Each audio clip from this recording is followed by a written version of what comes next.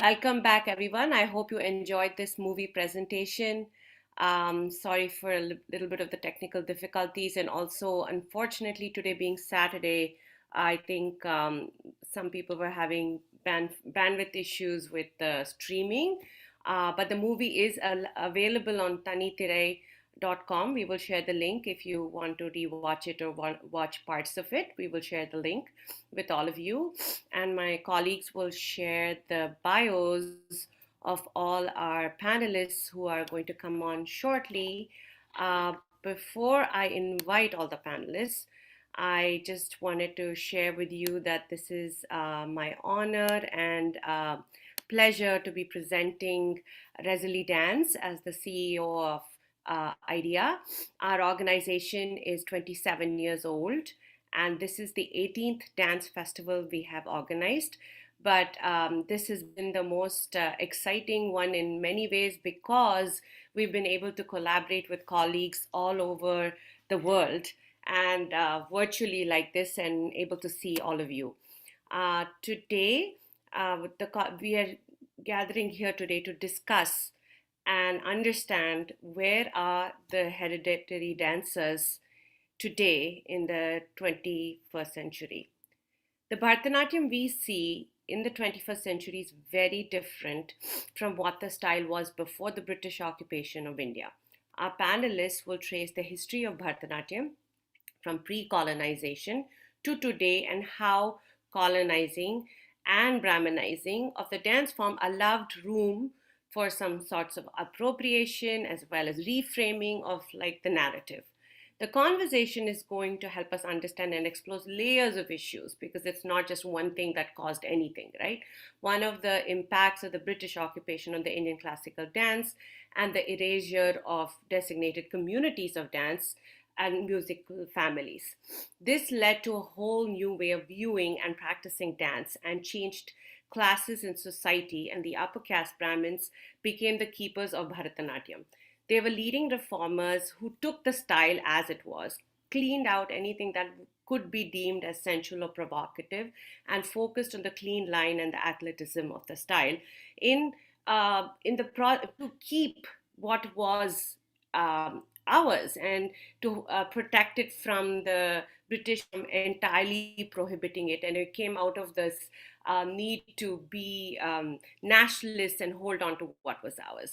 But along with losing the original keepers of the art form, the style that hadn't been reformed to the extent as it was in Chennai, like the Kolar style, the Mysore style, which we'll hear from later in this conversation, started to be looked at differently because there was this prevalent style and prevalent type of dancing that was happening in current day India. And post colonization, India has been free for almost 75 years. As of next year, will be India at 75.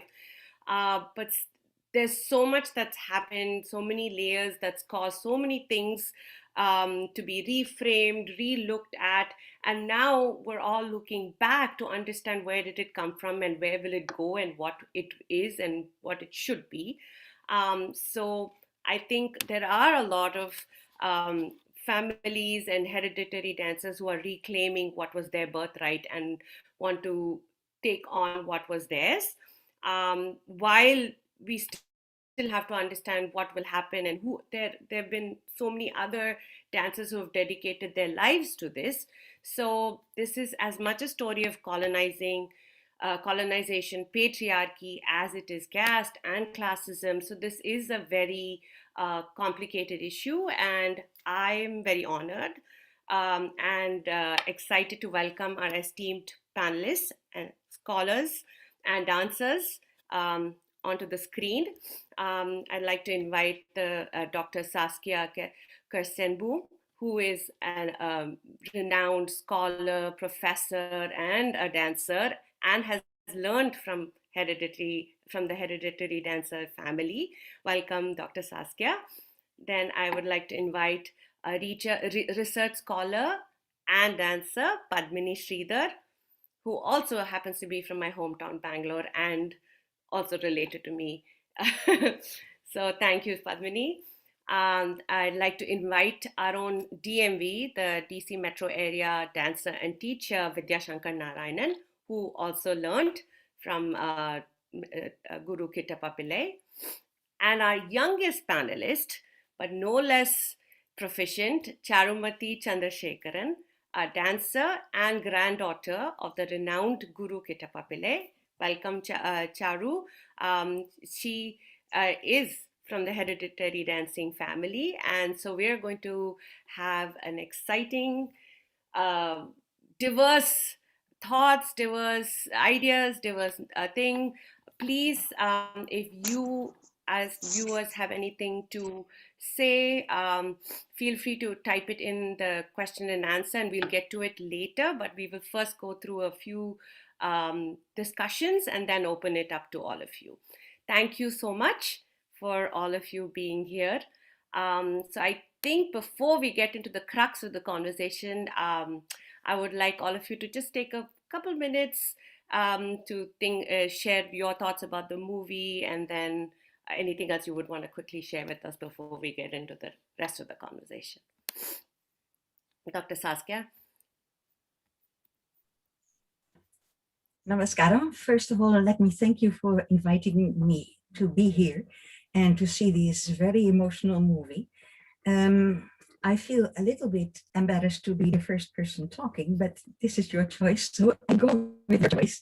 And I would like to first really like to a little bit work on how this movie has struck me. It was really very, very beautiful film. I could see Gangekonde Cholapuram. I could see several locations that are so dear to me. I could see shades of temple ritual. I could see different things that are really embedded in Tamil Nadu in the south. But at the same time, it all was in a shift. It's very interesting that what you see is not what was to be gotten in the original milieu. And what was this shift? I was really thinking deeply about it. What's happening in this movie? And I think that what is happening here symbolically is in the end. It is really the highest symbolism is in the Gaje that are found in the Sringara Mandapa. And before actually they recovered the Sringara Mandapa and the Gaje and so on, we have to go through a shift of players who are in a difficult relationship. And we see the king or the Mirasu, the Zamindar, and we see the British, and somehow they get together. But at the same time, they are in a problematic relationship. But ultimately, what is being sought after is truth, is Tanmanam, self-respect. It is Vande Mataram, and ultimately, perhaps the Gaje travel to Republic Day. So there is very layered political kind of narrative underlying the film. I'm not sure whether I get it right, because seeing the movie only for the first time, one wonders whether you can cross it in such an analysis that I'm giving now. But when I project this back to my life living with, for instance, Ranganaiki Amma in Tirutani, I would like to discuss this later. There are very important shifts that make us understand that the movie is beautiful, the movie is emotional, it carries you away, but it is a fantasy, and it is not a kind of opening into the lives of the Devadasis who were functioning until 1947. It's a beautiful movie, and I celebrate my own Gaje, which I got from my teacher, Nandini Ramani, student of Bala Saraswati. So it hit me, it moved me, and at the same time, it upsets me. And I will talk about that later. But my congratulations for this very beautiful achievement. Thank you. Who'd like to go next?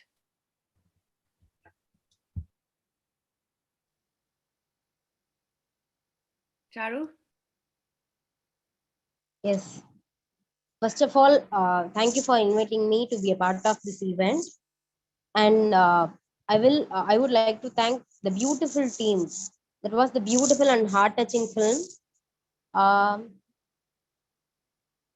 I can be able to understand how they treat and respect the community as well. Every time he said Koilamma, we can be able to know how much respect they have earned. So that's all from my side. Thank you. Thank you, Charu.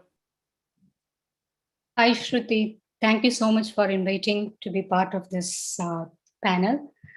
I think Dr. Saskia has summarized it so well. Besides her point, it's such a beautiful movie, very, as she said, it's heart-touching and very emotional. But more than that, I see as Charu said, how women has been treated, and how women, even in those days, they were like a very strong. They want to keep their self-respect and go behind their passion.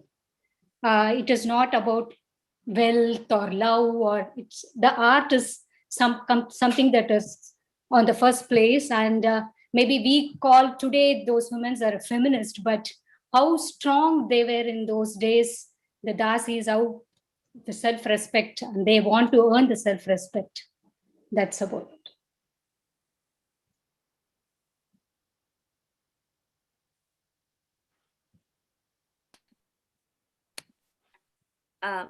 Padmini, you have to unmute yourself. I'd like to go into the technique actually. And the choreography was simply, awesome. It was close to classical, but not the Bharatanatyam or, the dance which we understand of those days. But I could find the Deshi charis and the Deshi, movements, the stanakas, the beautiful, the way they did the clapping, and oh, that's beautiful, beautiful stance. And we could see the Tribangi and the Dvibangis, oh, beautiful, beautifully made. And the dancers also did very well. And I would like to congratulate Saroj Khanji, but actually she is not with us anymore. And we should celebrate her art, definitely. And congratulations on that, Padmini ma'am. And one more, I really love the retaliating, the scene where she talks about the Dasi and the Vishya. And she's so empowered at that moment to talk about it, and she wants to give it back. She cannot be used like that, exploited like that. And that was a great moment. And I really loved the movie and watching it. Thank you so much.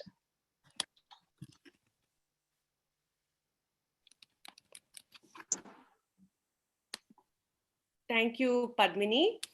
So going right into the heart of our conversation today, I would like to first set the stage for what we call as Bharatanatyam today, what it was pre-colonization, historical perspective, as well as some personal history from Vidya and Charu. And so we will start with Dr. Saskia for the historical perspective.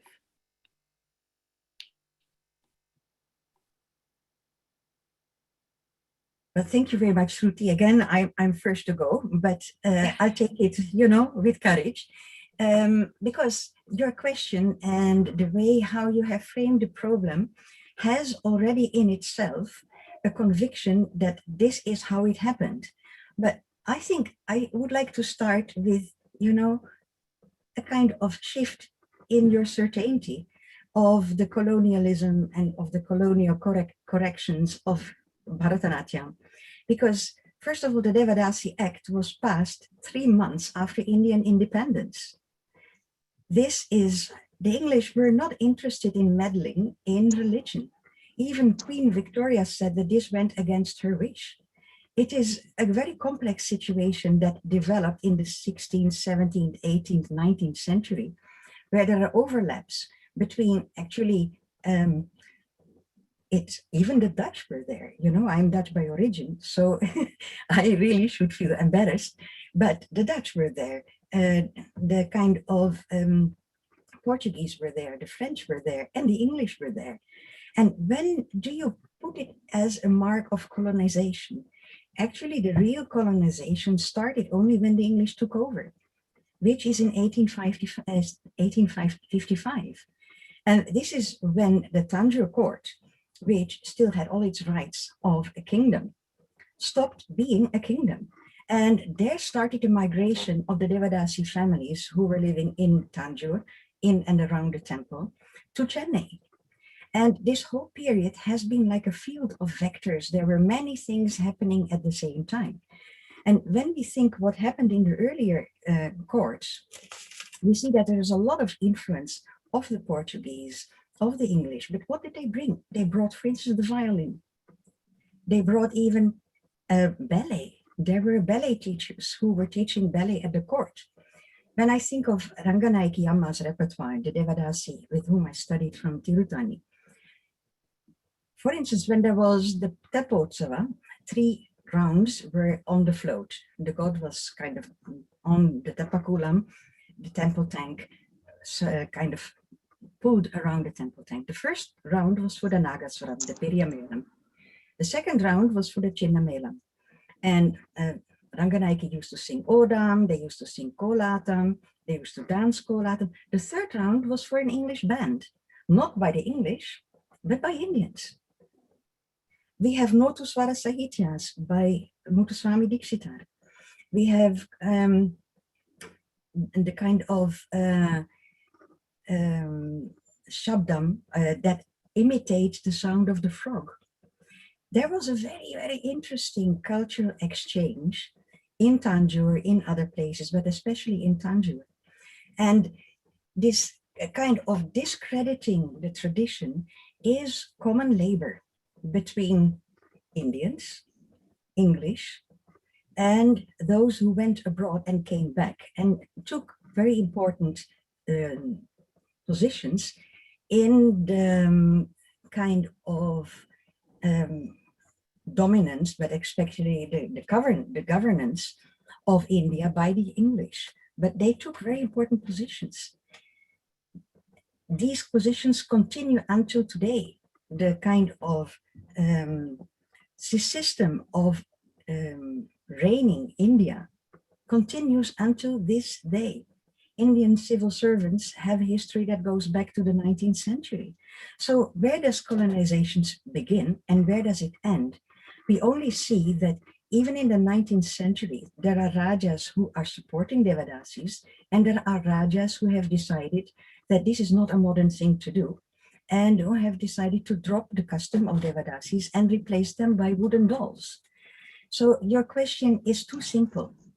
I don't deny the influence, but it is too simple. It has to be seen in this kind of relationship of 2 cultures overlapping, the end of feudalism, the entrance into a kind of nationalism, and the whole development of an invented tradition, which is very typical for invented traditions.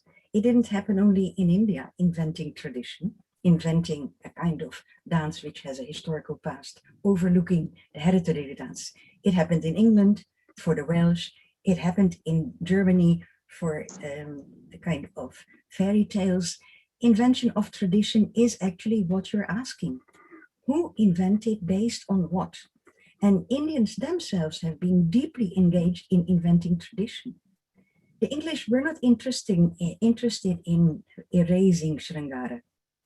Who were interested in erasing Sringara was the 20th century Indians, the Theosophical Society. And when it comes to, for instance, the 1947,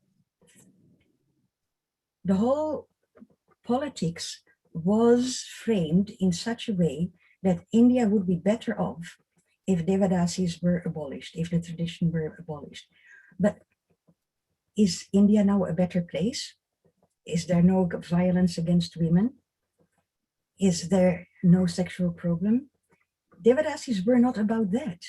Devadasis were actually about the good life, as they are called. My book, then Nitya Sumangle, I come back to this. And my teacher in Tirutani, she said that months before November 1947, even Devadasi girls who would otherwise have to go to a half-year probation and application to the temple, the Devadasis and the king, they begged to be branded so that at least they would have a status as a Devadasi, because as a Devadasi, they had a status. When that was erased, it was Indian society that erased them from the functional map of society. So this is a very complex situation. You know, I'm not trying to find another scapegoat, but I would like to have a discussion which is broad and which takes into the consideration what Devadasis themselves thought. They were not about truth. They were about Mangalam. They were not about the Tanmanam they had to fight for. They had Tanmanam. The very fact of having a botu and being branded was statues. They were living behind the temple. They had an auspicious function. So this is what I'm missing in the discussion. And I would like, that we can engage in this. And this is a bit what I'm missing in the film, because the kind of worldview of the Devadasis, it is not represented here. It is, again, another worldview which is projected on the Devadasis in a kind of novel perspective of, indeed, for instance, feminism. But also it's very interesting when you hear about idealism, that is called Lakshamana. The Tamil words are very, very interesting that are being used in the film. And idealism is Lakshamana, the Tali is being buried, and the Tali becomes the most important issue. And beyond that, the Gaji. But for Ranganaiki, the Tali was just one botu, and it was her grandmother who tied the Tali. There was no Shivalinga on the Tali. So this junction of the temple, truth, the Gaji, it is a shift which is beautiful, but it's not the voice of those Devadasis whom I knew. So I would like for the moment leave it here, that the history is a history of many voices, of many influences. At least let's stick to the date. 1947, India decides to abolish Devadasi heritage. Can we move from here?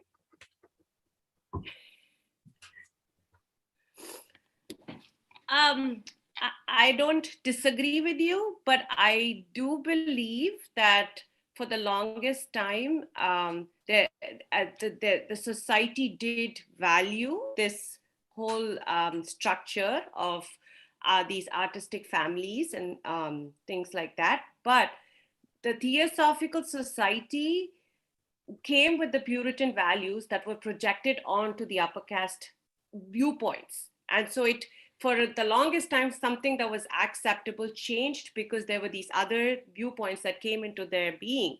And so it did not happen just overnight. And it, like 1947, it happened. So it's always a double-edged sword, right? Yes, there was this whole system where they were respected, they were included in every function. There were these roles they played in society for different things. And when the feudalism fell, the patronage fell, the kings, the royalty were, there were not many royal people left once it became a free India. So just the erstwhile, like few kingdoms were still in function, but the rest was gone.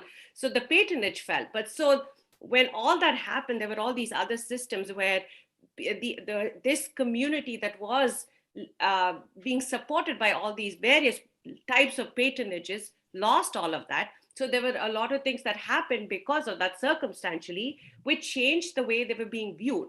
And the Theosophical Society came with an entirely different missionary viewpoint, which was not how the Hindus thought of that.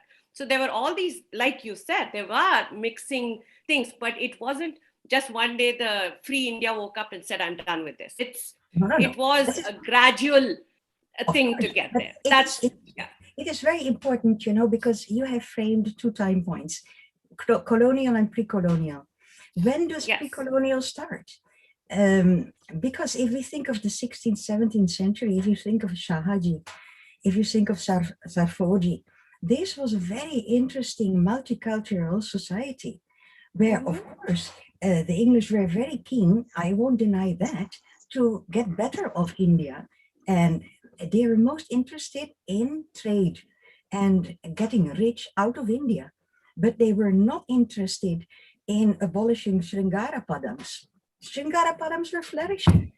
When we think of the times you quoted, the English were there, the Portuguese were there, the French were there. So the real colonial rule starts only in 1855. And that is when Devadasis leave already, most of them, and that is why I'm so happy that we have Charu here, because her family stayed. They didn't leave. They stayed. They are living there. She is teaching in that house. I met her father, who is teaching in Tiruvarur. And it's not only her family, but the Herambaratham family. They are there. They didn't leave. And it is looking at what is the ideology, what is the belief in the temple. The Gurukuls are there. The Oduvars are there. The Nagaswara players are there. Why are the Devadasis not there? You know, there was nothing wrong with Devadasis, but for a particular shift or disjunction or kind of breach in communication or understanding, why women should be in a temple and not be nuns, but at the same time, it has also something to do with the Hinduism as it was practiced. Hinduism in temples is about Mangalam. It is about protection of life. And Devadasis were in that business. They took away evil. This whole idea that you can control life by arati, by kumbharati, by somehow pushing danger to the side. Actually, nowadays, I don't want to completely go into extempore, but now we are suffering COVID and we are helpless. So we are waiting for the vaccine. But you can see that other people are already regressing into doing aratis, making a lot of noise when it started, actually emphasizing religion. You know, a lot of it was about the quality of life. Devadasis, because they were so full of vitality, they were able to protect life. Now, this aspect has completely elapsed. So the only thing which they saw was women into erotic bottoms, women into kind of, the most important thing is these women were operating in public. There is another name for Devadasis, which is Ganika. Ganika basically is a salaried woman.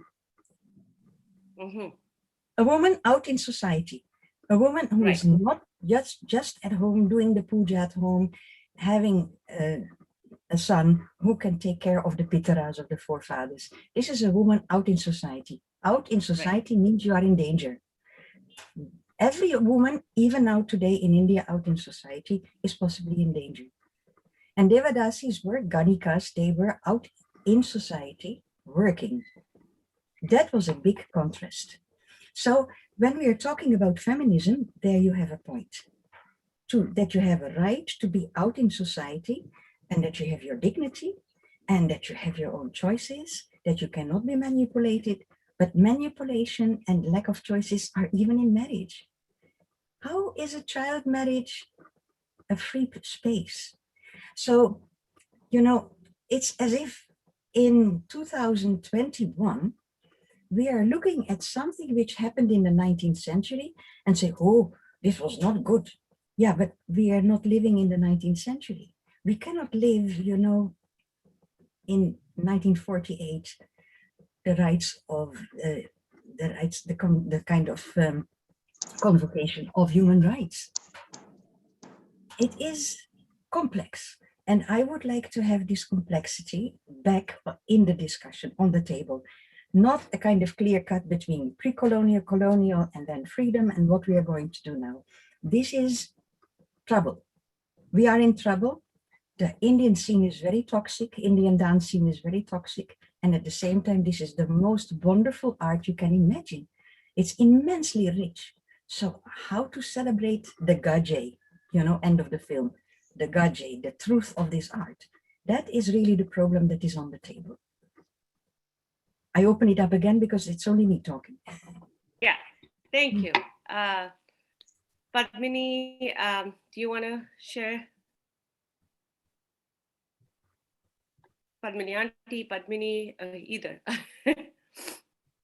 Yeah, one thing I agree with Saskia ji is this whole subject is very complex. But I would like to believe that Devadasi system per se, they were not a victimized society. They had their own power, and which is what we wanted to show in the film. They were very proud, they were very independent, they were very strong women. because when I grew up with Sarasama, and we used to interact with Indra Rajan and all the Isabella community and where they came from, they were very liberal, liberated, free, strong women. And that's all I have seen them as. But what, I mean, there are two sides to this story of 1947 and, the Theosophical Society with the missionary, as Shruthi rightly pointed it out. What happened then was we were not, uh, at that point of time, we didn't have to look at patronage per se. It became institutionalized, and each one of the teachers or students could uh, dance and teach and earn their own living without having to depend on someone else, the zamindars or the temples or the courts or anything. So that kind of led a little bit of I think a dignity to the art form. Though I don't think Devadasi and pre-Devadasi and post-Devadasi has anything to do with Sringaram, because I have a whole new take on this erotic element, because it's not a physical eroticism, it's metaphysical. And that is what is in our Vedanta, our Hindu philosophy. If we think Natya Shastra is the fifth Veda and we have imbibed the elements of Vedas, this is the first principle that we have imbibed in the Natya Shastra, is we are a part of a whole and we are connecting to the whole through metaphysical Sringaram, because Sringaram is the easiest way to attain God. And so whether these Devadasis danced to padams which were written in the 6th century, 7th century, 10th century, I don't know, whichever century. So they were just dancing the opinion and the imagination and the songs of somebody else. So the way they executed may have been very pleasing and erotic, but then they did not, it is not their subject to this thing. So this Sringaram, non-Sringaram, I completely agree with Saskia ji. We have completely deprived dance of its most beautiful element, which is Sringaram. And we have made it so sterilized and so physical that, it becomes so, it's sad to watch just the body and not a soul, So that way, I think the Devadasis has given a beautiful heritage to us that we should not even think of shunning it, we should embrace it more. But having said that, I don't think dance, like this hereditary dancers, because I don't consider myself, in fact, my best friend V.A.K. Rangarao, he said, the day you stop thinking like a Brahmin, that is when you're going to dance. And from that day, it was about 35 years ago, from that day I said, no, I will not think like a Brahmin. I will think like a Dasi. Dasi means not to this one, to my God. So I think, but Saskia was very right. It's a very complex subject. It is very, very complex. There's not a single layer, multiple layers are there. But one thing is they have passed on a beautiful tradition, and it's our responsibility to take it forward in the right spirit, in the right way, without feeling victimized and without, having, because this art will never die. Anybody can come, English can come, Americans can, Chinese can come, but this art is not going away from the Indian DNA. And so I think we should be very proud of that. Yeah, and I think the thing is that it's really important to have these conversations and then remind our current people, like learn as students of dance, practitioners of dance, it's almost sort of a responsibility to understand where this came from and the crux and the essence of it, right? Because it's really easy to miss when you're in this whole thing of a stage performance and a thing versus the pursuing of an art form versus pursuing a career as a artist. Are sometimes you miss the essence of what it should be and it should a thing. And Also, truth be told, teaching second generation Indian Americans in the dance form is a different level of it, because you're trying to not only teach them this art form, you're trying to also give them like a part of their cultural identity. That's what dance teachers become here, because they're this auntie, like you said, your second mom. All dance teachers kind of become second moms. They're also becoming a part and an extension of their Indian nest. That's where they meet the other Indian students. So there's so many things they are processing at that time, that this is also equally important, because that's when they learn the connection, the deeper history as to what it is, not just what they're seeing here, right? So Padmini, do you want to talk a little bit about Saskia your wants research? to Oh, okay. Saskia wants to say something. I would like really to react to Padmini, because this Sringara kind of theme is indeed very, very important. And you should realize, but of course you realize this, because I am the only Velekaran in this company. So I came from outside. I came from outside. And if I had anything in my mind, it was idealism, it was romanticism, and so on. But when I started to live in my teacher's house, in the household of Nandini Ramani's family in-laws, and there was the mami, and I was in Venduram, I had to perceive all the Mariacharam rules and eating and this and that. I realized, and Nandini's only child, she has a daughter, Sushama, she was 4 years old at the time. And I realized I should not sit back in a corner and start judging, oh, I like this, I don't like this, I agree with this, I don't agree with this. I said to myself, I'm like Sushama. She was here before me. She is my akka. Remember, she was 4 years old, I was 23. So Sushama is my akka. And I really tried to understand actually what was going on cognitively in the family. And I was trying to understand what was going on in Ranganaiki's household in Tirutani when I lived with her, what was going on there. Now, the whole idea about Sringaram, in the Brahmin household, there is the Sringaram, which is actually a kind of metaphysics, what Padmini said, which is the loftiest way how to connect to the divine. Now, to my understanding, this is a very Brahmin attitude. Whereas in Ranganaiki's household, Sringara there was about Shiva and Shakti. It was celebrating their Sringara. So it was not emoting yourself into a relationship with God via the idiom of Sringara.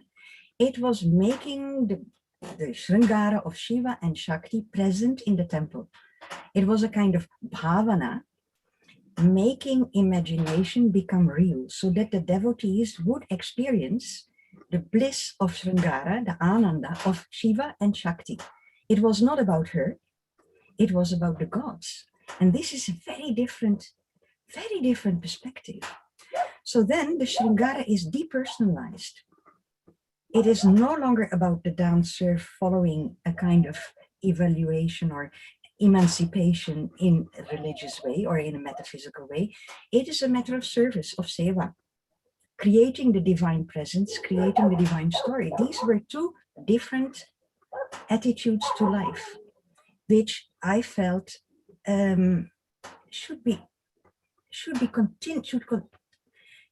continuing as an option to be performed, followed, heard. When I was doing my research with Ranganaiki, studying with her, and she was teaching me, she told me, Yenda Prayogam. Yenda Prayogam, what is your Prayogam? And she would rather ask, what is your business? What is your profession that you're doing this? And this, I think, is the question of today's Bharatanatyam. What is your Prayogam? What are you imagining when you're engaging in dance?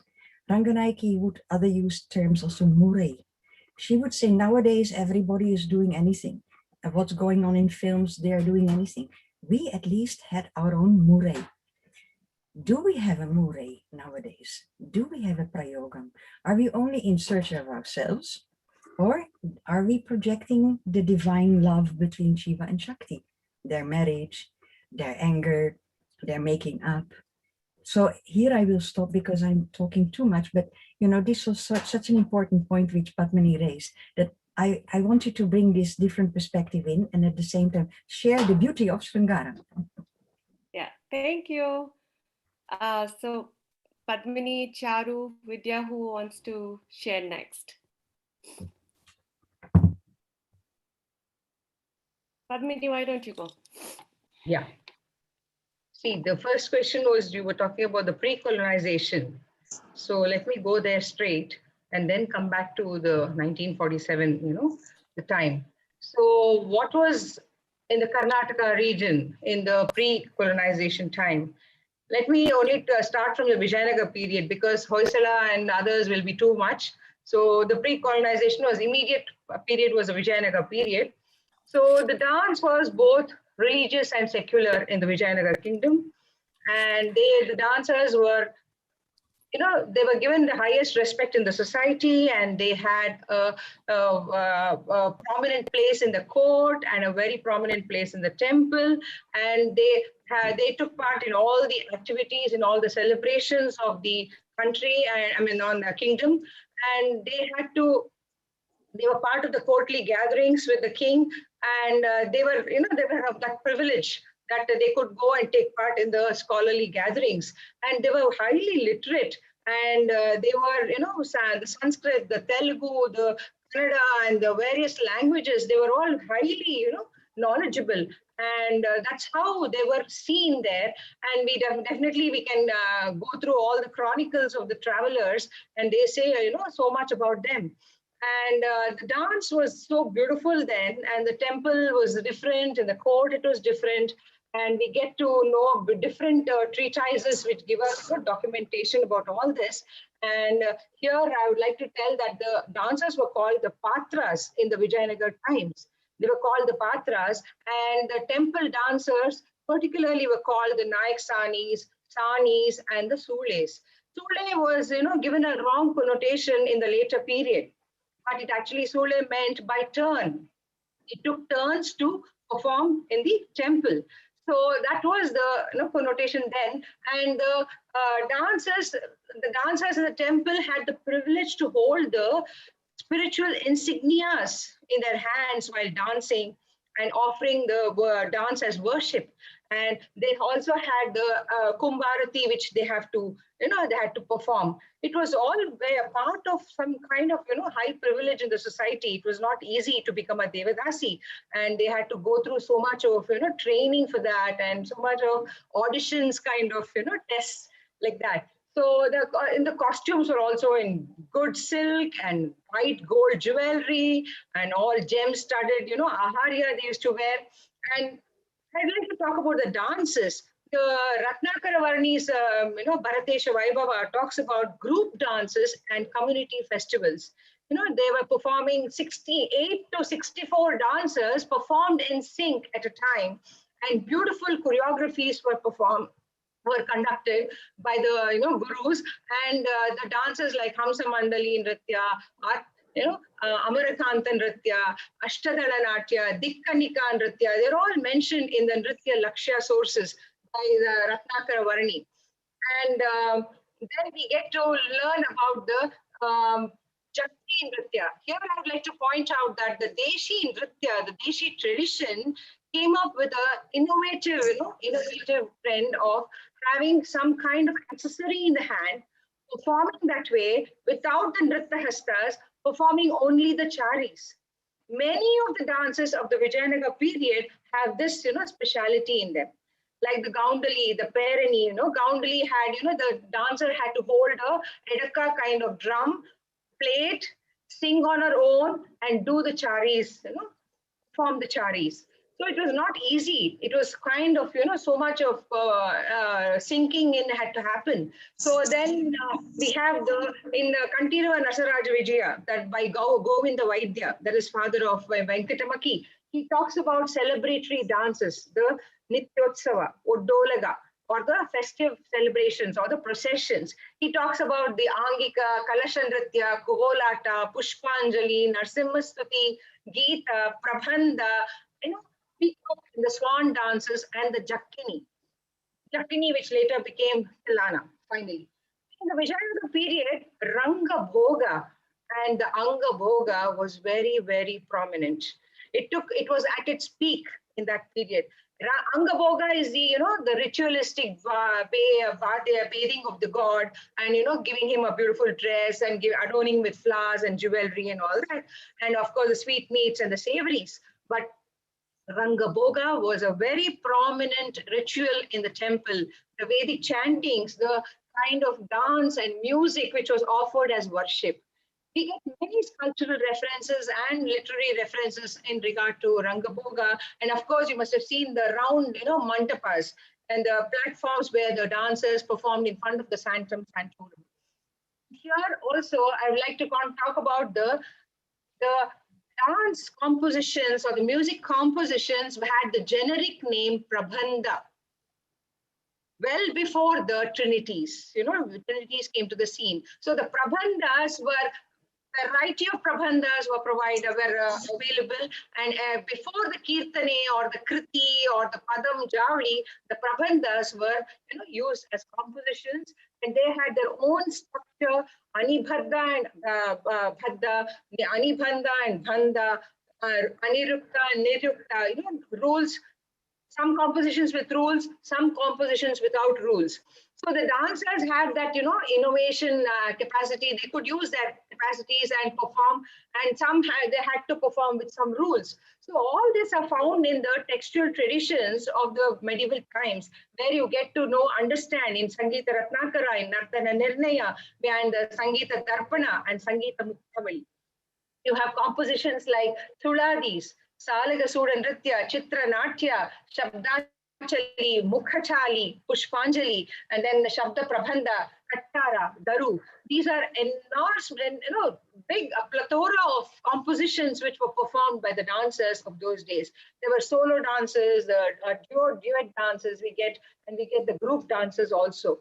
So here I would like to point out even the Deshi Karanas and the Utpluti Karanas and the Deshi Charis, which were very prominent in this period. So everything was based on the Marga tradition. Though they followed the Natya Shastra, but the dancer or the guru had that, freedom to bring out his own innovation. And that's how a Deshi tradition came up. And it's beautiful. And from there, we get to know about the Aduvus, which sprang up later in the 18th century. And we have a lot of Nritya Lakshya sources, that is the poetic sources, the poetic references from the Kannada literature, which talk about the various dance, movements performed by the Devidasis and performed by the dancers of those periods.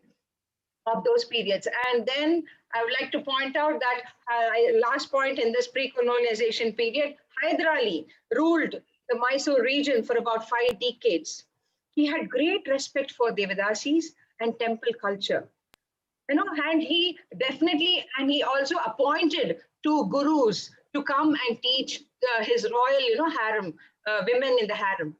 But Tipu Sultan, didn't do that as his father, and he actually brought a downfall to the Devadasis. He disrespected the temple culture, and that's how we see a mute period of about 2 decades. In the last 2 decades, that's from 1780 to 1799, when he passed away, we see there is a mute period in Karnataka region. I think I'll stop at this and then go further. Yeah. Yeah, thank you, Padmini. Now I'd like to ask Charu about her own personal history of sorts, right? Because we're all talking from a research point of view, anecdotal point of view, and from what we have, this is your personal history. So we'd love to hear from you. Yes, there is a complex relationship between the idea of decolonizing and the hereditary families who have been taught and performing the art forms. Tulaja II, during 17th century, have invited Gangai Muthu Nattavanar, Mahalinga Annavi to Tanjavur, from Tirunelveli to Tanjavur. Then they continue their services in Tanjavur Brihadishwara temple. Gangai Muthu Nattavanar have composed Navasandhi Kauthams and Panchamuthi Kauthams to worship in the rituals, to perform during rituals. And they started to composing their own composition, which is still now practicing in our family. And after that, Gangaimuthu Nattavanar has two sons, Subbarayan and Chidambaram. Subbarayan is also continued his father's service in Pragadishwara temple, Tanjavur. Subbarayan have four sons, that is Tanjai Nalvar, Chinnaya, Ponnaya, Sivanandam, and Vadivelu. In our family, we used to tell every composition as Tanjai Nalvar composition. We won't differentiate that is belong to Ponnaya, that is belong to Chinnaya, that is belong to Sivanandam or Vadivelu. We won't differentiate. They have contribute equal in each and every compositions. So we would like to call it as Tanjai Nalvar composition. During their period, they have recodified the Bharatanatyam art form which we have performed today. They have codified the Adavus, and from Alaripu, Jadishwaram, Shabdam, Padavarnam, Padam, Javali, Tillana. They have codified each and every Urupadi and make it as a stage art form. Before that, it were only used to perform in temple rituals and king's court. After they make a proper format, it can be used. Now we have to we can be able to perform it on stage. After that, Sivanandam and Ponnaya. Sivanandam have two sons and Ponnaya have two daughters. Sivanandam's sons were Sababadi and Mahadevan. Sababadi have one son, that is Kannasamy Pillai, who is also served as a Tanjore Big Temple. But unfortunately, the practice of Navasandhi Kautams and Panchamuti Kautams were stopped during his period. After that, Ponnaya Pillai was born, who is my great grandfather, father of Isaiperenge Tanjore Kittappa Pillai. He is continued to his services on music rather than dance. He continued his service in music only. And my grandfather, along with his brother Sivanandam Tata and Kittappa Tata, have took so much tremendous efforts in reinventing the older Urupadis, that is Navasandhi Kautams, Panchamuti Kautams, Sarabendra Bhubala Kuravanji, that were in the danger of being forgotten. They reinvent and they recode the dance forms. They collected lyrics from the manuscript. They spent tremendous efforts were behind this, and they recodified Navasandhi Kautams and Panchamuti Kautams. Fortunately, we have been performing Panchamuti Kautams on the Margali Tiruvadirai festival. Navasandhi Kautams were used to be performed on Chitrai Tiruvadirai festival. And my father, Guru Sri K.P.K. Chandrasekhar Avargal, who has been organized every year in the memorial festival of in the memory of his father. Kittappa Pillai Memorial Festival he organized every year, and they have been performed every year there. And yes, I have much responsibility in carry forward this legacy. In my understanding, Devadasis were the people who were dedicated their life towards the deity. They use Bharatanatyam dance as the communication tool to communicate with the god. So, Charu, before I ask Vidya to share her points of view, I just wanted to ask one of the questions we got in the chat from one of our attendees, as well as DC Metro Nansa Kashi Ayasola. So his question is, what qualifies as hereditary? Is it like, would you want to be referred to as a hereditary dancer? Devadasi, like, what is this nomenclature? Like, why, like, is there, what happens and why did it become this broader name, hereditary? What, like, is it the Devadasis? Is this just something from your point of view? What do you think? Yes, there are so many Devadasis, there are so many hereditary families were there. History revealed that Rajaraja Cholan have appointed 400 Devadasis to Tanjore Big Temple. But there is, but the existence of those communities were vanished away, and they have been forgotten their lineage, and some families were still continuing the traditions. Right. I don't say it as a qualifications for to become a hereditary dancers. Uh, No. I'm just talking about the name, the word hereditary. Like, because now in English, everybody refers to it as hereditary, right? Like this whole thing of the hereditary dancers, but then there's the Devadasi community, there the other community. So is it that because there's so many different, there is a community that you're from, so there are these different communities? Do you think it's just a word that's kind of putting all of those communities together, and that's why it's hereditary, so it's easy to say that's what it is? Or is it something else? I mean, or is that how you would like to be referred to? That's what I was curious. yes, I always proud to claim that I'm a dancer from the hereditary Nattuvanar family. So it is not about the communities. It about who are the persons will have to carry up forward Right. Yeah. their own legacy. Thank you. Yeah, true. The legacy, definitely. Thank you, Charu. Vidya, would you want to? So Vidya learned from Charu's tata, Guru Kittappa Pillai. So Vidya would like to share her viewpoint for this part of the conversation. Hi, Shruthi. Talking about decolonization, it can be seen as removing the influence of the British, but I see more legitimately seen as questioning the dominance of upper caste or being a Brahmin, and taken the art from this community and stopping them coming to this performance or practicing this art itself. I think that, as Dr. Saskia said, like she went into the family of, I just want to share my personal experience. Went into the family of Nandini Ramani Guru, and how she was learning all the acharams, being part of a Brahmin family.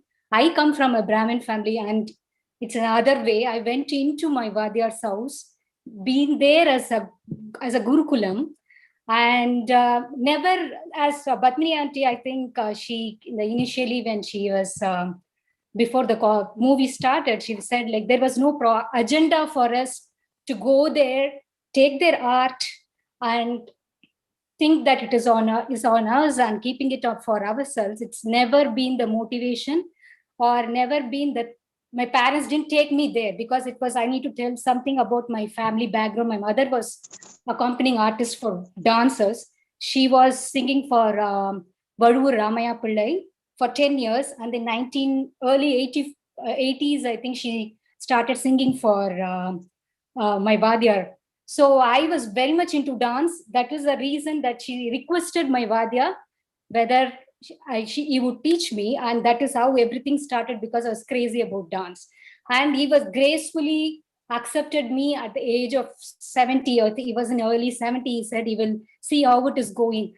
So it was never been motive. It was not a motive about being there for some reason behind taking this art or going and learning. It is just my passion.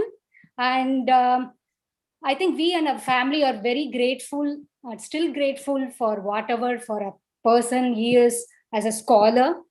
And it was never, I don't know, even coming at the same time, I was introduced to Srimati Lakshmi Knight, Balama's daughter. That was also being, my sister was learning Padams from her. So that is how I got introduced to their family. And they also welcomed me as part of their family. Both these families have never treated me differently, or I have never seen them differently. It was like more than a family. It is seeing my dedication, and they gave their art and taught me everything what they could with wholeheartedly. And that is what that is my personal experience. It is, I think, still even now it is being spoken in Chennai that that's what I'm hearing. All these art forms are just taken away by the Brahmins, and the Brahmins are the only one performing. I'm not, I can't generalize everything. It is my personal experience that we have not been doing that. And being here and teaching my kids, it is about teaching, giving all the due credits that the family needed. Like Charu said, it is always, I speak about the history, even the Navasandhi Kautum, some of the rare items Vadya has taught me. I always teach them, tell them, I give them the background of where it came from, the family, and given all the due credits. And I'm continuing to teach, not dilute the art because I am living in US, so I can do anything I want. It's not never been like that. Thank you, Vidya.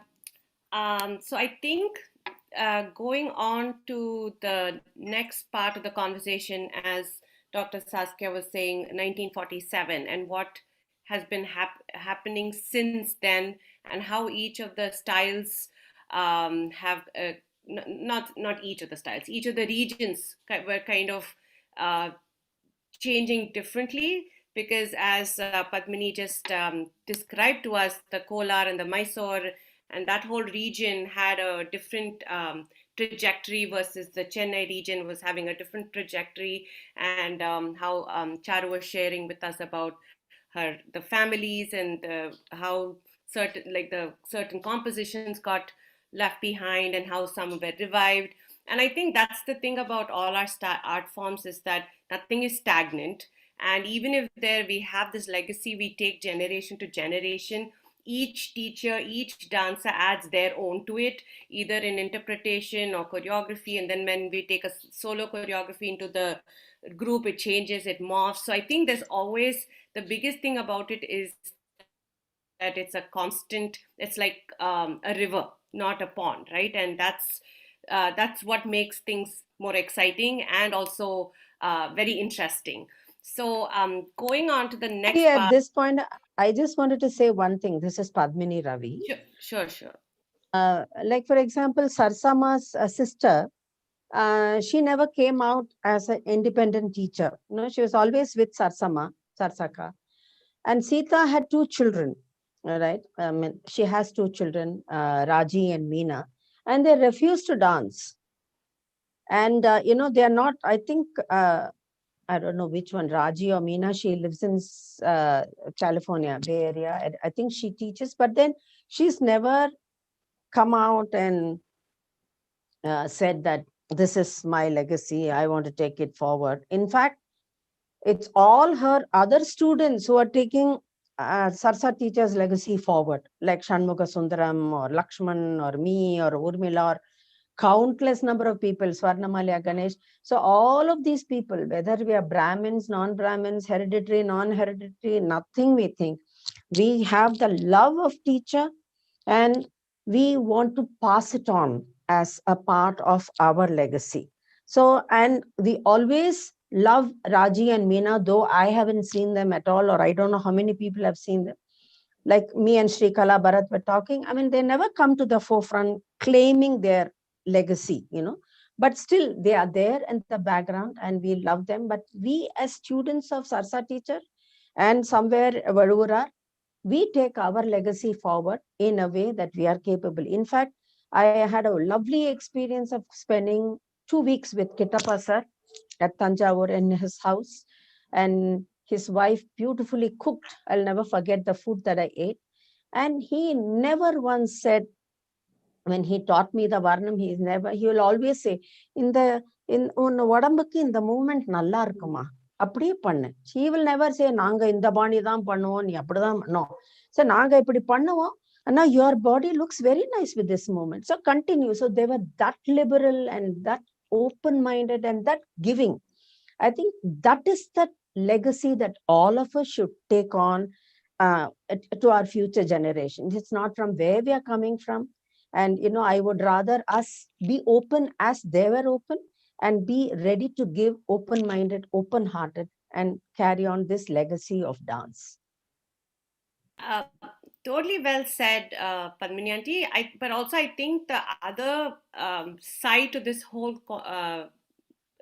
one of the many sides to this whole sort of conundrum is that there, like Vidya was saying, that there are and also Dr. Saskia was saying that how Indian society kind of between all the various influences, the Devadasi system was kind of abolished as what it used to be and taken away from the main constructs of society, and then it changed and flipped and things happen. And then now the thing is that actually we should ask Charu that in her own family, she has mentioned in her bio too that she's the first woman in her own family to have be a performer. So we want to know why, what happened, where did they go, why aren't they in the forefront? Like all the masters were the Natwanas, they were the teachers, they were the keepers of the dance form, and they were teaching and they taught to whoever, because it, and like we were talking earlier, that the patronage was gone, so then it became like we will teach the art form to whoever's willing to learn it and also make a livelihood through that.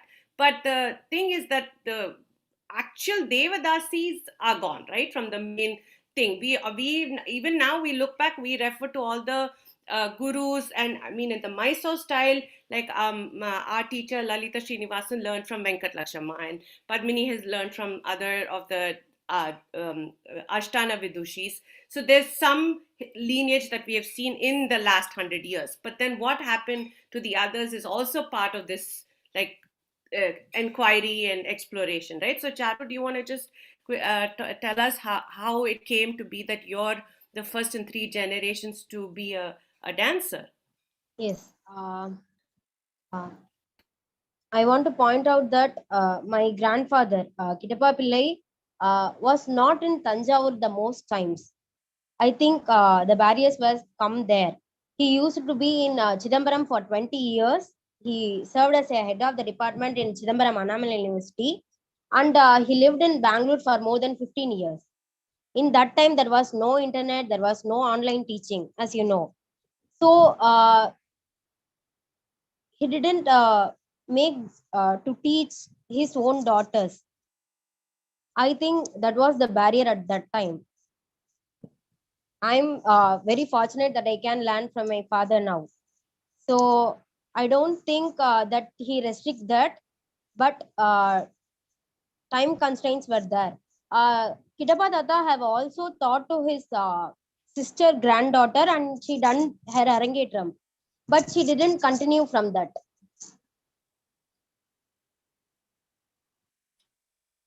Continuing Charu's thing, I still remember a conversation with Vidya.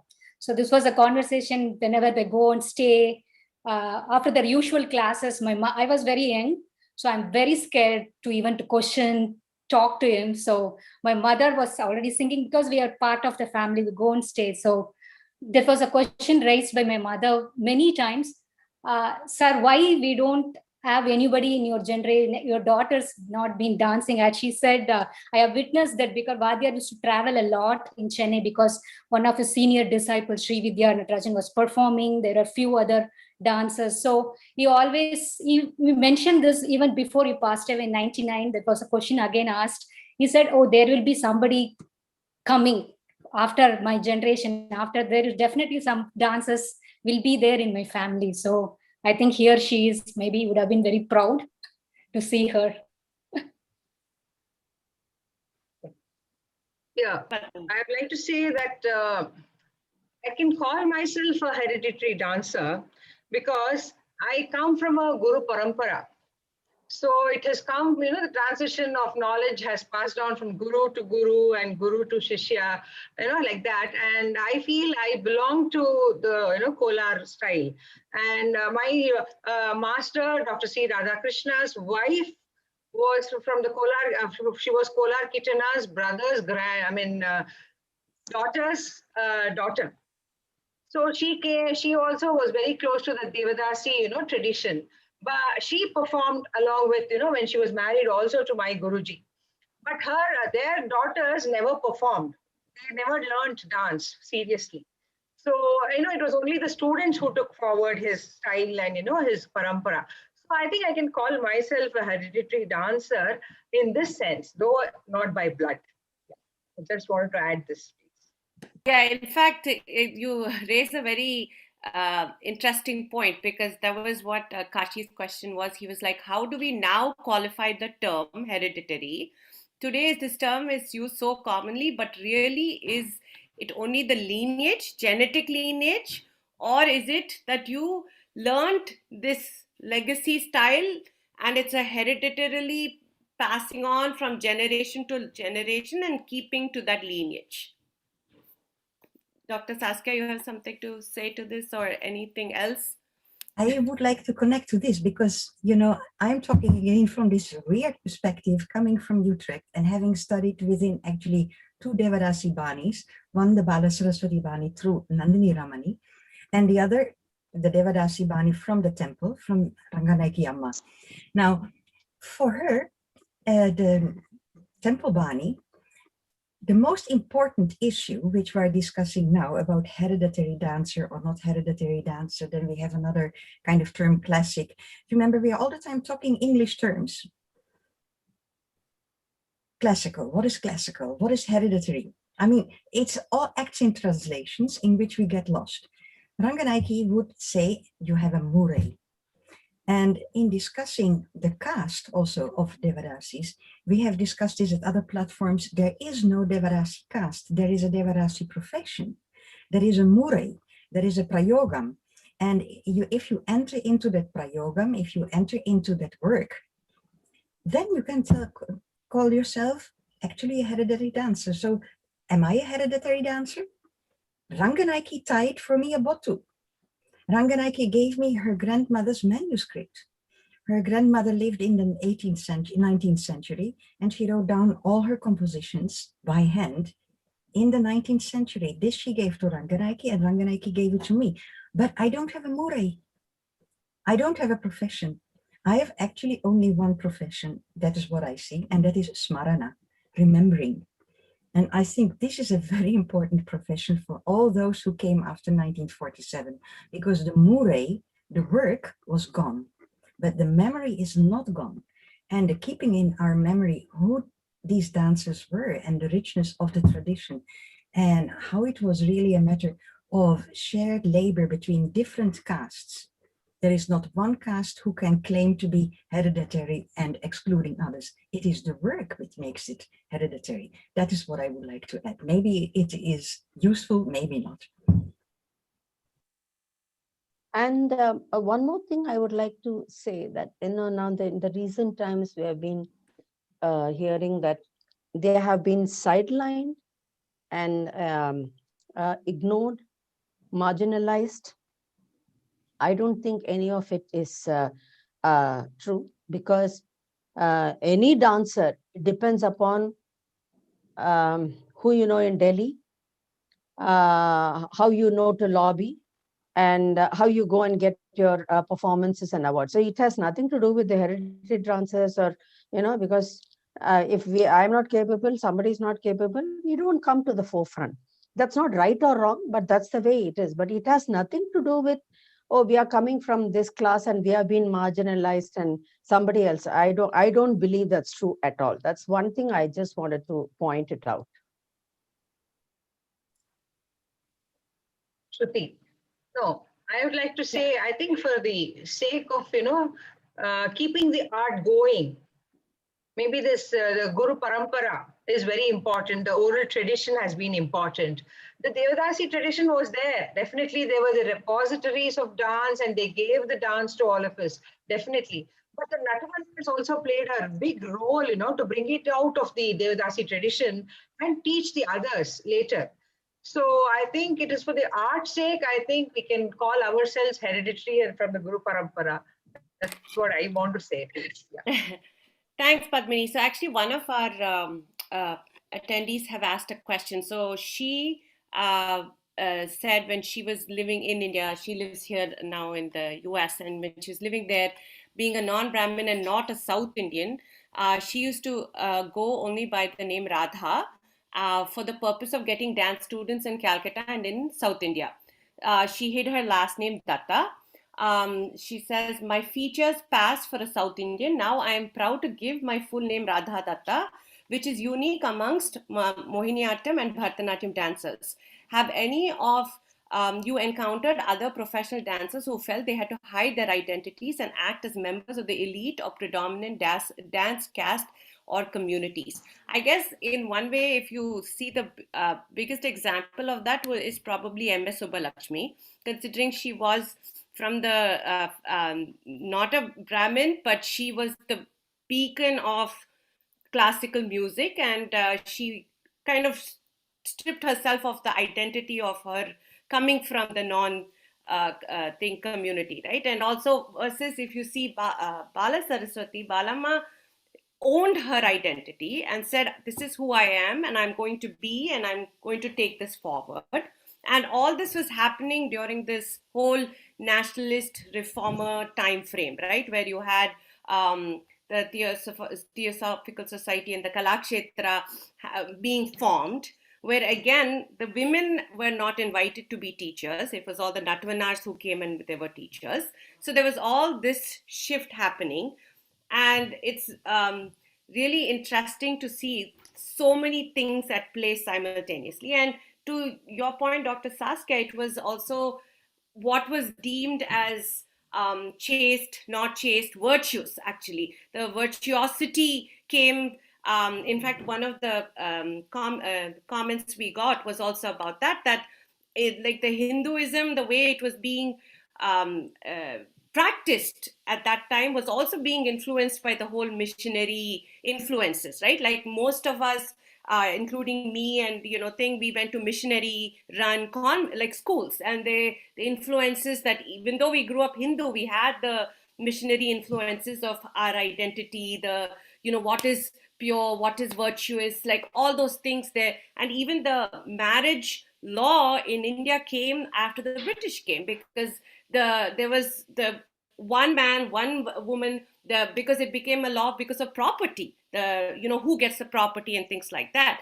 So there was so many of these influences, and people then had to morph and fit themselves into what was happening then, right? Like Radha says she had to drop her last name because she was not Brahmin. And then I know of this other local dancer who said when he lived in India, he couldn't learn Bharatanatyam because he was not a Brahmin, and he grew up in Chennai, and then he came to the US and learned here because he said, I wasn't being accepted by a dance teacher.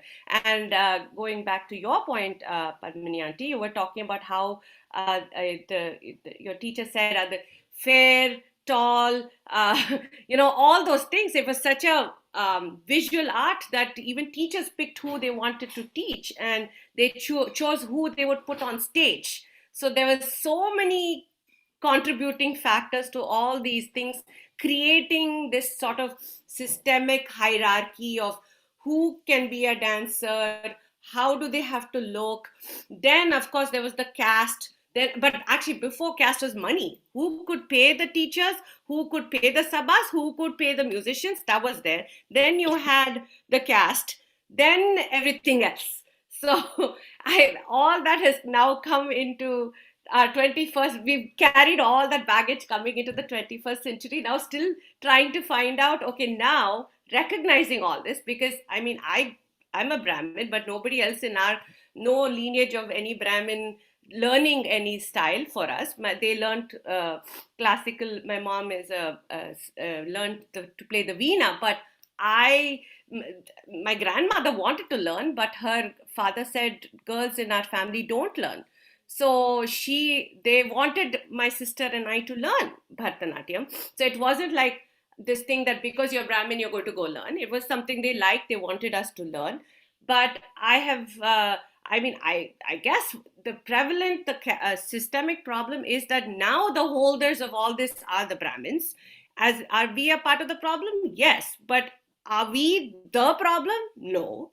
And how do we then kind of say, okay, it's not about just making the room, like you said, it is also how people are making sure they're holding on to their different legacies, right? Like Balama's grandson, Aniruddha, is still practicing. He's performing. He's holding on to his legacy. Now we have Charu's dad has been holding on to the legacy. So I guess the more awareness, more people, then, here in the chat, more and more people are seeking, recognizing, okay, what is this, what is that? They're even asking these questions as we are talking, right? So I guess having these conversations and exploration is amazing. And now I'll give any I of you wanted to ask one question to Charu, in fact. yeah. So I want to ask you, like, I'm a Brahmin by birth. I mean, it's good or bad, I don't know, but that is what I am. But I have never thought Brahmin. I have never thought thing. I've always thought dance as dance. Now, in your view, Charu, how do you look at us? Are you looking at us as, oh my God, they are coming and taking our space, or we are all cohabiting like happy dancers and teachers and passing on a generation where people know nothing about our culture? We are passing on to a few percentage of people. So how do you look at us? Is my question to the most hereditary dancer. In my own thoughts, I see Bharatanatyam as the art form only. I That's it. don't want to include anything in that. Art is always above the artist. Correct. Artists may come and go. Art is above the all. So I can be able to treat Bharatanatyam as the art form only. It is for everybody. Thank you. Yeah, I think she answered the question. I think Thank you, she Charu. answered the whole topic. Yeah. Shruthi, I have a few things like when talking about taking from them or giving, or Brahmins, they look down or looked upon. It's I don't think, when I have to say a few things, like during my Arangetram, we were a very middle class family. We didn't have, my parents were not even ready to even do an Arangetram for me, which is expensive. That is my father's first thing. We cannot continue. It is not a Brahmin or not, it is a financial situation of all the families. That is the major thing. Then the caste system comes into this. But my Vadyar has got me a choker for my Arangetram with his own money. So there was no Brahmin or non-Brahmin, whether should I take from him or no, it is not. It is an art. I'm getting him. It's so precious for me. I'm going to keep it forever. And even when I had an opportunity to go and learn from Lakshmi auntie, she taught me, giving me like a stipend, to learn Natuvangam and learn their music. She said it will be nice because I was going to college. She said maybe like a small pocket money for you. It will be something like, encouraging. So she gave me money. I don't think those people never want to take anything from us. It's not a financial dealing. It's not a business dealing at all. And it is for the sake of the art. It is only about dance. It is, I want to learn. And they saw the dedication. They thought probably she will keep this and pass on to the next generation.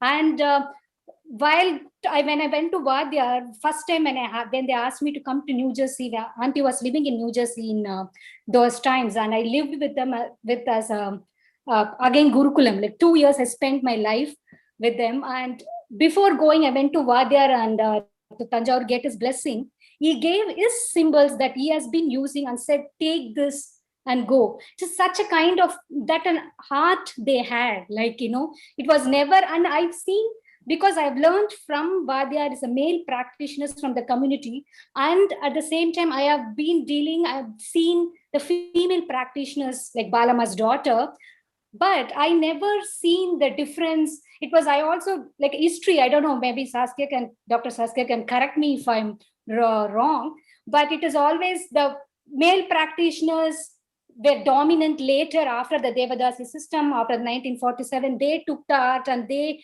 didn't give everything to everybody. They were teaching only for Brahmins. My personal experience, I never saw my Vadyar like that, or the Lakshmi auntie. They both had a mutual respect. And because I was with Vadyar, that is the reason even they asked me to come and learn their style of music, Balasar. So it is all a mutual respect, and it is only about art, as Charu said. It is nothing to do with money or caste or looking down, looking up. I think it is all now. I'm seeing this for long, 30 years or 20 years, maybe 10 years now. It's all about you took everything from us and we not giving. I think it is more than India, whether I'm a Brahmin sitting here as an NRI. When I go to India, they don't see whether I have learned my background, whether I'm disciple of Kittappa Pillai or Lakshmi Knight, or what do I know. Do you have money? I come under NRA category. that is the truth. I think that is the major thing. I just want to share that. It's so I think they never. I think it was like a blessed. We are all blessed to be in those times, seeing those kind of great hereditary teachers, and whatever little we have learned. I don't think we can ever climb. They are like an ocean. We have taken very little bit, so whatever we could not dilute and pass on to our students and next generation without the dilation of whatever they have taught. That is the only thing that we are giving back, I think. Thank you, Sarsa Vidya. teacher, she gave me my first dress for my Arangetram. Yes, she said, இது என்னோட பரிசு உனக்கு எடுத்துக்கோ நல்லா ஆடு. So that's how they used to say. They never had any difference between this caste, that caste. Anna, one more thing, Padmini auntie, I think now my mother was singing for Vaduvur Ramaya Pillai. We are a Brahmins, but there was a need for my mother to support the family, then she was a musician by herself. So that was but there was no caste system there. I have seen, I grew up in a family with a lot of musicians coming in. I have seen even Ganeshan Pillai coming home and there was T. Shankaran Balama's cousin used to come home. And my mother learned from Oduvar community Devaram. So there was nothing. It was like give and take. That's it. It was something more than that. And my mother was singing for all the Natunars those time. Rajaratnam Pillai, Kittappa Pillai, Vaduvur Ramaya Pillai, and Lakshmi Knight. Right. She's a Brahmin, and I have seen all the rest of the accompanying artists. Even now, there are Brahmins singing. We cannot take away this caste system. There's, as you said, it's a different layers. I believe there's only one thing. Art is a Vidya. It's a dance, music, theater. It's a samskara.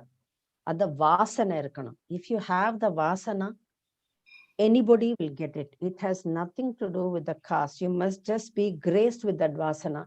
You can be a billionaire, but you can't sing means you can't sing. You can't move means you can't move. As simple as that. So all our dance, we as dancers and musicians, you must thank that we have the vasana and we have the privilege to dance. Yeah, I think, also there's that whole thing, like if you, now there's a lot of second generation Indians who don't live in India anymore, but see yoga being taught everywhere, right? And it's especially in the US, it's mostly white mainstream Caucasian women who've gone back to India, learned it, and they're teaching it here. And then everybody gets upset. Oh, I can't believe it. They're the ones who are teaching it. I said, but then where are the Indians who want to teach it? Are they going back? Are they studying? Are they coming here? Are they teaching you yoga? No. So you're learning it from somebody else. And that's, I guess, what happens is, and the gurus were willing to give their vidya, right? That, like the gurus said, who you want it, you take it, you are worthy of it, I will give it to you. But now again, it's because it becomes all these different things, because I think now in today's world, actually one of the comments we have here is about the Kalavantulu community in Andhra Pradesh, that even though they're from that community, apparently the younger generation are ashamed of their identity and they don't want to own it, is what one of our Amareshwar Galla, one of the attendees, has typed it out here, saying that what do you do then if they are not owning their own identity and they are not proud of their lineage and heredity? What are you going to do? Like, how are you going to give them that pride which they don't own anymore?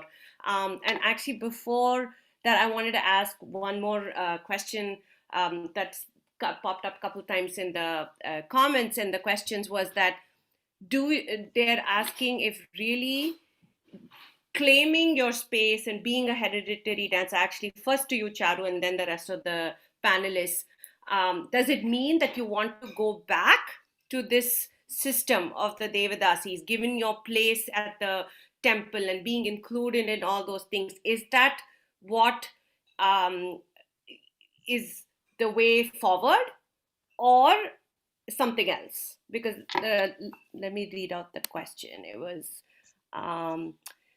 Devadasi system had to be retained for the art's sake.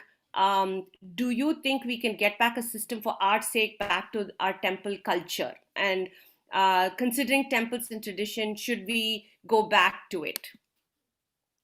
So Charu, then Dr. Saskia, I would love to hear your. Charu, do you want to go first? Yeah. We can't be able to go back because now we have a proper structure for Bharatanatyam from Alaripur till Tilana. It has been much developed as a stage art form. So it is very much difficult to go back from this to that. And it is not practically work out in today's world, I think. Right. And also the other question was, did the Tanjore Quartet create the adavus and recodify the dance numbers to teach only to dancers, or anybody who wanted to learn dance? That was one of the questions. Since you're they thought anybody who want to learn dance, because I have read that Sivanandam from Tanjore Quartet have taught to male dancers from low community. He wanted to learn dance, then he taught dance to him. They taught to everybody who can learn. Thank you, Charu. Dr. Saskia had things to add. Yeah, I would like to connect still to this. Can we go back? No, I also feel with Charu, we cannot go back. I cannot go back. Nobody can go back. But what I think is very important to realize is when the Devadasis left Tanjore, the court, and some of them also the temples, there was a very thick knowledge in these bodies, in these memories, in these tastes, which they carried into Chennai, and that enabled them to change Bala Saraswati's family from Veena Danamal and earlier. They were really expert in tuning into the new demands of the new times. And they had this music of excellence, they had this choreographic excellence, and they were able to make a crossover. And all of us who are talking now today, we have this direct connection with that generation who made it, who came from the temples, who came from the court, and with this massive expertise, which basically is an oral tradition, they had the flexibility to change with the times. But now, when the art has become global and there are two generations in between, it is really a very important meditation, we could say, or a self-search. What is the level of our expertise? Is it only expertise in form, or is it also expertise in content and inspiration? Where do we draw inspiration from? And how can we carry the freshness of this art into a new era? In the case of Bala Saraswati or Ketapa Pillai, they had the freshness because they were it. We are not it. We have learned from them, but we are not it. And when I think of my own teacher, Nandini Ramani, who is one of the major senior students of Bala Saraswati, the anecdotes and the flexibility and the way how she is singing and the way how she is interpreting padams and varnams, it shows the flexibility of the generation of the Melakarans. Do we have that flexibility, or do we only really portray forms with some mythological content? Where is the real suve, the rasa, the tasting of what we are doing? And I think this is the research and the kind of experiment and the courage we have to take in the 21st century to be as fresh as they were when they came out of the 19th century into the 20th century. Because this art is very strong, but you have to touch it at the root. I hope I communicate. Because we all say that we have to think out of the box and do something different. But my question is, what is in the box to start with? If there's nothing in the box, if you don't fill in that box with the knowledge and the culture and the depth of, like Saskia says, with the depth of knowledge how do we come up with anything fresh? We will be just remashing the same thing and it all looks the same. So I think all as teachers, and we all have the responsibility of guiding our kids, not only in the physicality of the form, but putting into their minds, filling their minds, their boxes with enough knowledge so that when they grow up and they mature, they can think out of the box and bring out something fresh and original. Yeah.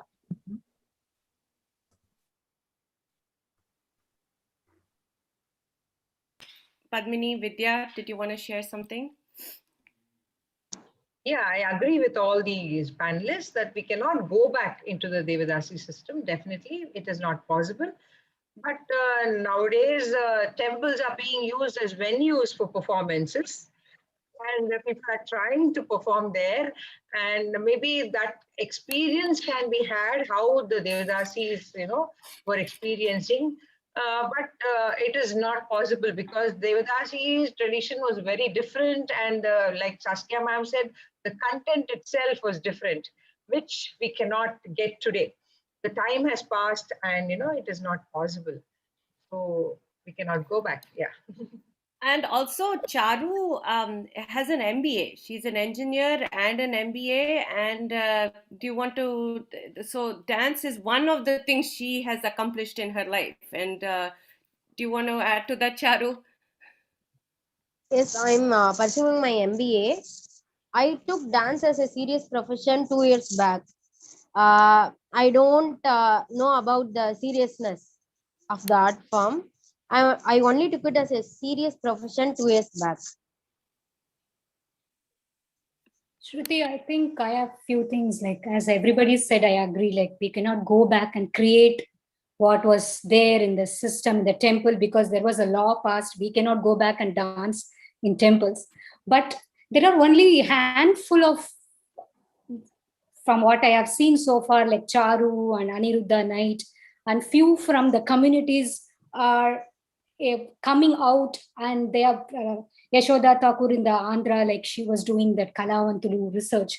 So those few people from the system itself, it is not about Isai Velalar or Devadasi, it is, it is, if they can come together collectively and try to do something together as an artist from the same family, from the community, maybe that can be done. Like maybe that is another way I think that we can take this art form better than instead of going and thinking about recreating anything that has happened in 1947 or before that.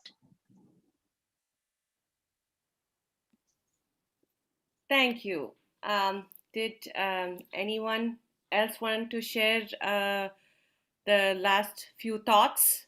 We've actually been in this discussion for over an hour, and everybody is glued to the conversation. And obviously, we've only touched uh, the surface of this entire conversation, because obviously we can't.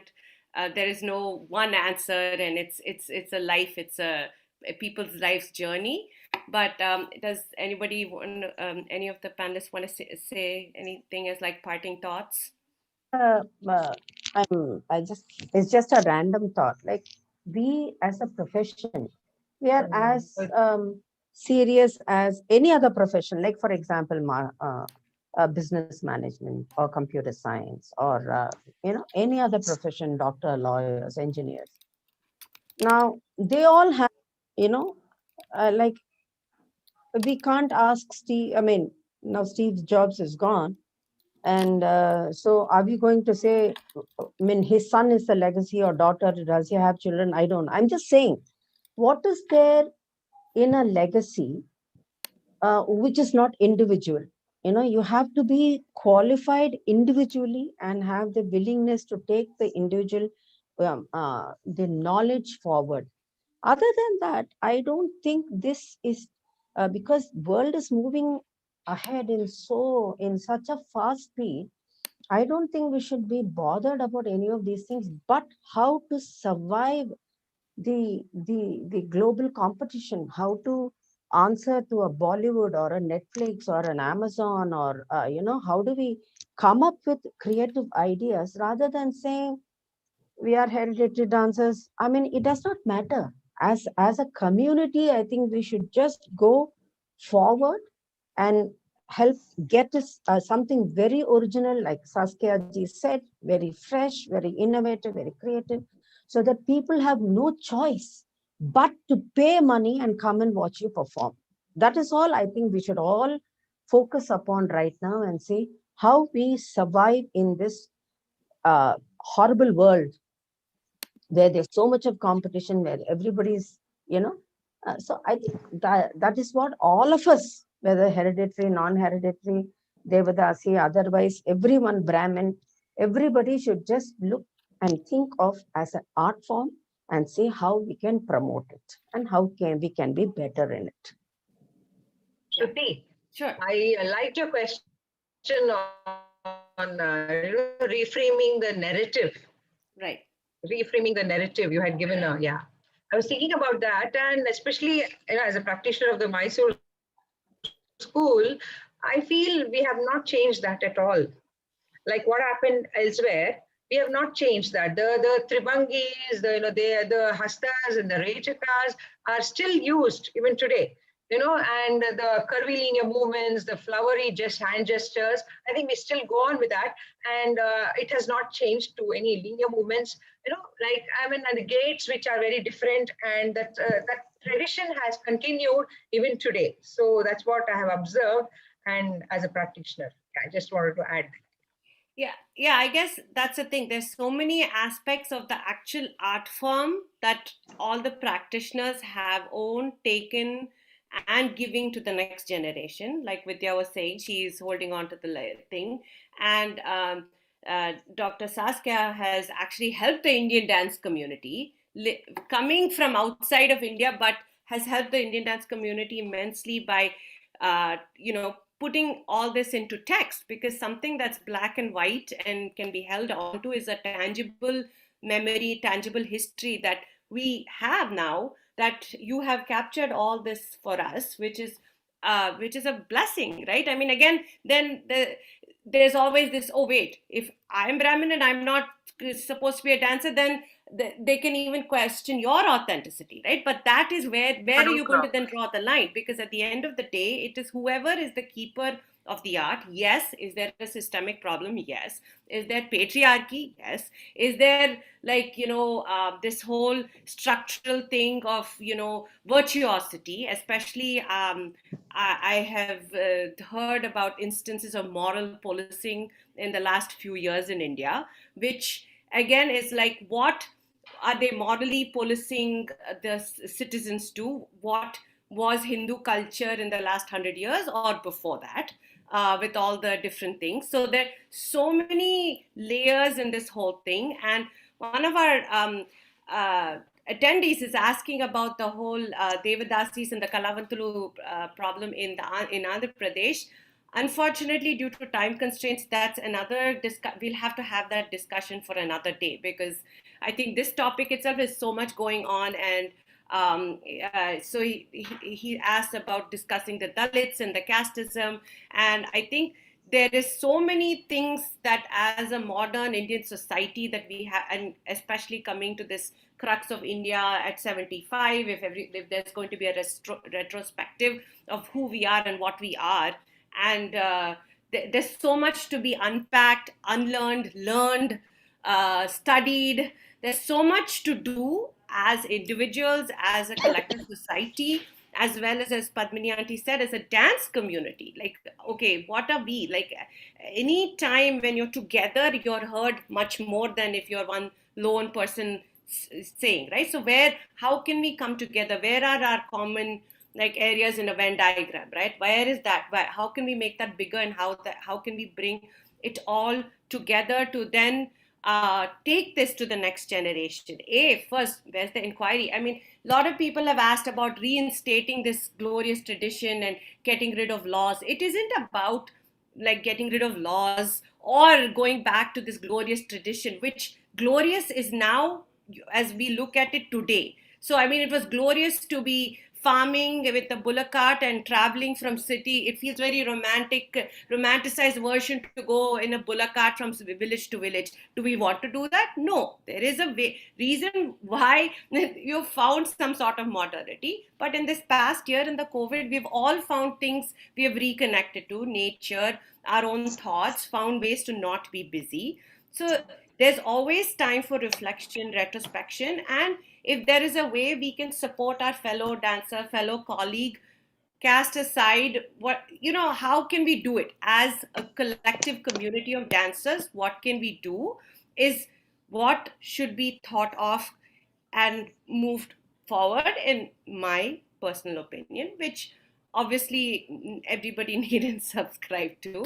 But I'm so glad that we could have at least had this snapshot of a conversation today, here, now, in this present moment. And thank you so much, all our panelists, Dr. Saskia, Vidya, Padmini Auntie, Charu. I'm very, very honored to have been with all of you. And I'd like to just leave all of us with these words by Toni Morrison, who's one of my role models. I love her poetry and think. She says, although you will never fully know or successfully manipulate the characters who surface or disrupt your plot, you can respect the ones who do by paying close attention to them and doing them justice. The theme you choose may change or simply elude you, but being your own story means you can always choose the tone. It also means that you can invent the language to say who you are and what you mean. But then I'm a teller of stories, therefore an optimist, a believer in the ethical bend of the human heart, a believer of the mind's disgust with fraud and its appetite for truth, a believer in the ferocity of beauty. So, from my point of view, which is that of a storyteller, I see your life as already artful, waiting, just waiting, and ready for you to make it art. Thank you, everybody. Thank you. Good night. Good night, good day. Thank you. And Thank see you. you at our festival on April 29th. Thank you so much. Thank you. Bye.